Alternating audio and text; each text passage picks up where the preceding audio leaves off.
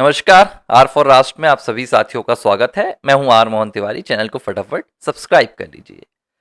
देखिए, उत्तर प्रदेश के मुख्यमंत्री योगी आदित्यनाथ एक ऐसे मुख्यमंत्री बन गए हैं जिन्हें अब हराने का ख्वाब देखने वालों ने पहले ही हार मान ली है और अब इस बात की मिन्नतें वो करने लगे हैं कि शायद योगी आदित्यनाथ सियासत के इस खेल से बिना खेले ही बाहर हो जाएं, क्योंकि भाई योगी आदित्यनाथ को हरा पाना अब हमारे बस की बात नहीं है।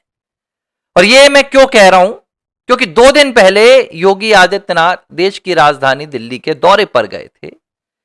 इस दौरान उन्होंने गृह मंत्री अमित शाह से मुलाकात की। मुलाकात की तस्वीरें भी सोशल मीडिया पर तमाम लोगों ने देखी। गृह मंत्री अमित शाह सरदार पटेल वाली वो जो कांस्य की प्रतिमा है उसके सामने बैठे हुए थे, उनके सामने योगी आदित्यनाथ बैठे हुए थे। अब इस तस्वीर को लेकर विपक्ष को क्या तकलीफ हो गई? विपक्ष ने कहा कि देखिए, जहां योगी आदित्यनाथ जिस सोफे में बैठे हुए हैं उस सोफे में योगी आदित्यनाथ के लिए कोई भगवा वहां पर कपड़ा नहीं बिछाया गया है। बाकी योगी आदित्यनाथ जहां भी जाते हैं उनके लिए भगवा कपड़ा बिछाया जाता है। इसका मतलब योगी आदित्यनाथ का कद गिर गया है। अब इस तरीके से विपक्ष सूबे के सबसे बड़े सूबे के मुख्यमंत्री का कद माप रहा है।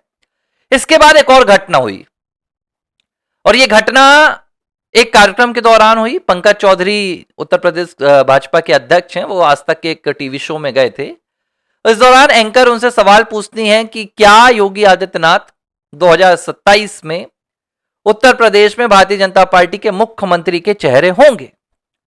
अब जब यह सवाल दागा गया पंकज चौधरी के सामने, तो पंकज चौधरी ने अपने कद के हिसाब से, जो उनका पद है, जो उनका कद है, उन्होंने कहा नहीं, ऐसा नहीं है, हमारे यहां ऐसे चेहरे अनाउंस नहीं किए जाते हैं। जब चुनाव करीब आएगा तो हम बैठक करेंगे, तमाम उसमें विधायक बैठेंगे, पूरी हमारी पार्टी बैठेगी और फिर हम तय करते हैं मुख्यमंत्री कौन होगा। जब पंकज चौधरी ने इस तरह का जवाब दिया तो तुरंत एंटी योगी जो पूरा कुनबा है, जो योगी आदित्यनाथ के नाम से कांपता है, जिनकी सियासत पर योगी आदित्यनाथ पहले ही बट्टा लगा चुके हैं, वो एक्टिव हो गया। समाजवादी पार्टी से लेकर कांग्रेस की सुप्रिया श्रीनेत तक उस पंकज चौधरी की वीडियो क्लिप को वायरल करने लगे और कहने लगे कि भाई योगी आदित्यनाथ का तो पत्ता कट गया है। योगी आदित्यनाथ तो भाई 2027 में मुख्यमंत्री के चेहरे ही नहीं होंगे। योगी आदित्यनाथ को तो भारतीय जनता पार्टी बाहर करने वाली है। अब यह पहली बार तो नहीं हो रहा है कि योगी आदित्यनाथ को लेकर इस तरह की बातें हो रही हो। यह बात लगभग 2022 से चल रही है। 2017 में पहली बार योगी आदित्यनाथ मुख्यमंत्री बने, फिर अखिलेश ने राग अलापना शुरू कर दिया कि भाई योगी आदित्यनाथ ने जिस तरीके से उत्तर प्रदेश को बदला, उन्होंने अपने नाम बदलने वाले फैसले लादे, बुलडोजर नीति अपनाई, इससे बहुत नुकसान हुआ और 2022 में भाजपा योगी आदित्यनाथ का चेहरा बदलने वाली है और किसी और को मुख्यमंत्री बनाएगी। यह दांव फेल हो गया। 22 में फिर योगी बन गए।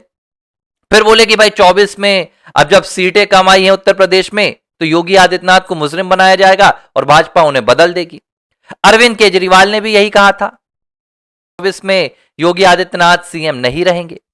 अखिलेश यादव ने बार बार कहा, अभी हाल ही में उन्होंने कहा था कि भाई 3 मुख्यमंत्री बदले जाने वाले हैं, मोहन यादव, भजनलाल शर्मा और योगी आदित्यनाथ।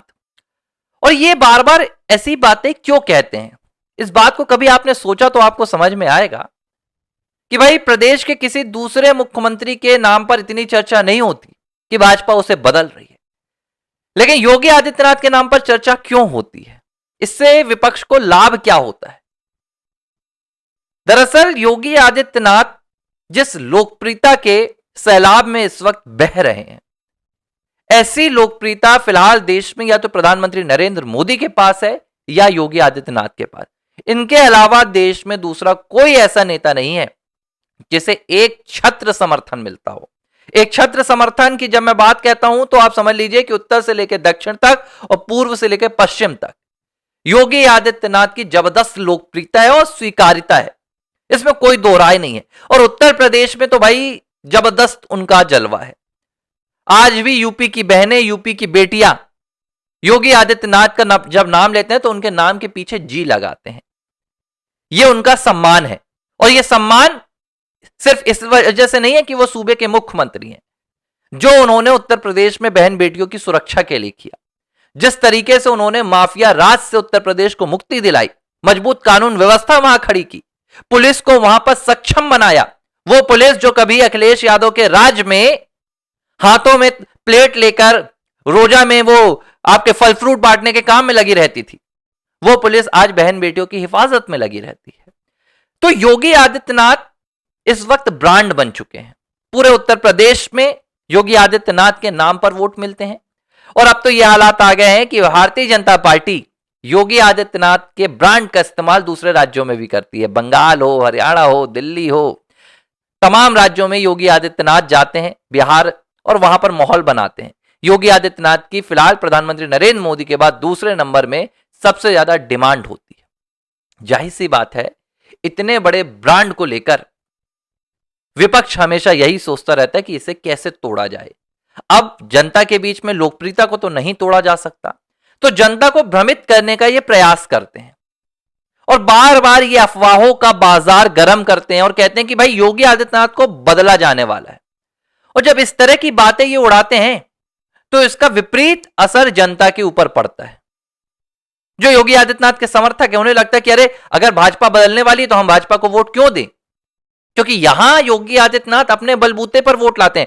मैं बता रहा हूं, भारत में जितने भी राज्य हैं जहां भी भाजपा की सरकारें हैं, सिर्फ एकमात्र राज्य उत्तर प्रदेश है जहां पर वोट योगी आदित्यनाथ अपने बलबूते पर लाते हैं। बाकी जितने मुख्यमंत्री हैं उन्हें प्रधानमंत्री नरेंद्र मोदी के नाम पर वोट मांगने पड़ते हैं।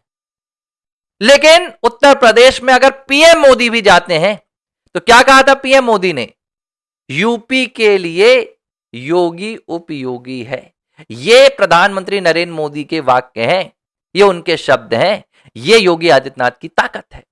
और अगर इस ताकत को भ्रमित करके मिटा दिया जाए कि भाई भाजपा तो योगी आदित्यनाथ को चेहरा बना नहीं रही है, योगी आदित्यनाथ को हटाने का प्रयास कर रही है, तो जनता के बीच में एक मायूसी छाएगी।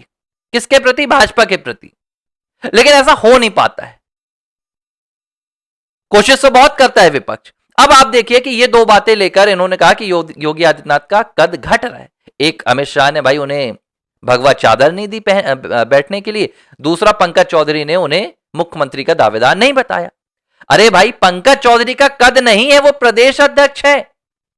मुख्यमंत्री का चेहरा कौन होगा ये केंद्र डिसाइड करता है, केंद्रीय भाजपा डिसाइड करती है।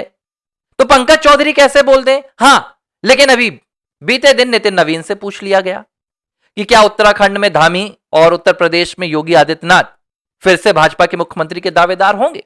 तो उन्होंने स्पष्ट तौर पर कहा बिल्कुल होंगे, वो हमारे मुख्यमंत्री हैं और उनके ही नेतृत्व में चुनाव लड़ा जाएगा, वही मुख्यमंत्री के दावेदार होंगे। और चलिए, ये बात भी अलग कर दीजिए, आप कहेंगे आपके नितिन नवीन तो अभी नए नवेले हैं, उनका तो खाली नाम का राष्ट्रीय अध्यक्ष का पद है भाई। तो असली ताकत है अमित शाह के पास। अप्रैल 2025 लोकसभा, अखिलेश यादव ने सवाल उठाया था योगी आदित्यनाथ रहेंगे या नहीं रहेंगे।